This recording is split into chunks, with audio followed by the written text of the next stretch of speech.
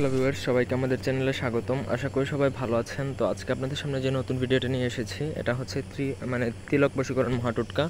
অর্থাৎ তিলক ধারণ করে আপনি যাকে ইচ্ছা তাকে বশীভূত করতে পারবেন। আপনি এই তিলক ধারণ করে যদি কোনো রাজার সামনে যান, সেও আপনাকে দেখে মোহিত হয়ে যাবে। এটা গ্যারান্টেড এবং এটা 1000% কাজ করবে।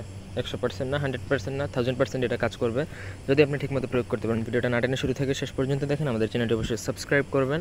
ব্যক্তিগত যে কোনো কাজ অথবা যদি আপনারা আমাদের থেকে যদি বই নিতে চান, তাহলে স্ক্রিনে দেওয়া নাম্বারে ইমোতে যোগাযোগ করে যে কোনো কাজ করাতে পারবেন অথবা বই নিতে পারবেন। শুধুমাত্র ইমো, ঠিক আছে? ইমো ব্যতীত অন্য কোথাও কি করবেন না।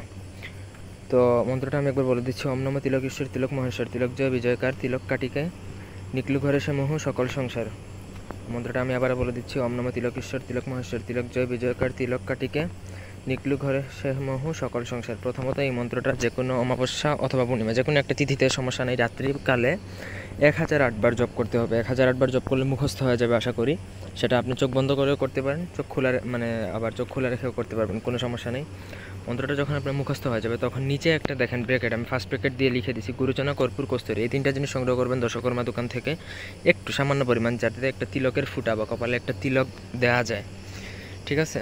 তো এই তিনটা জিনিস একত্রে মিক্স করে যেই পেস্ট বা যেই কালির মতন তৈরি হবে, ওইটার উপর এই মন্ত্র টানা 108 বার পরে 108টা ফু, অর্থাৎ একবার পরে একটা ফু, এইভাবে 108 বার পরে 108টা ফু দিবেন। 8টা ফু দেওয়ার পর ওই তিলকটা অভিমন্ত্রিত হয়ে যাবে। তারপর ওই তিলক ধারণ করে আপনি যার সম্মুখে যাবেন সে আপনার বশীভূত হবে, গ্যারান্টেড। তার প্রেমিক প্রেমিকা, বাবা মা, যা ইচ্ছা তা।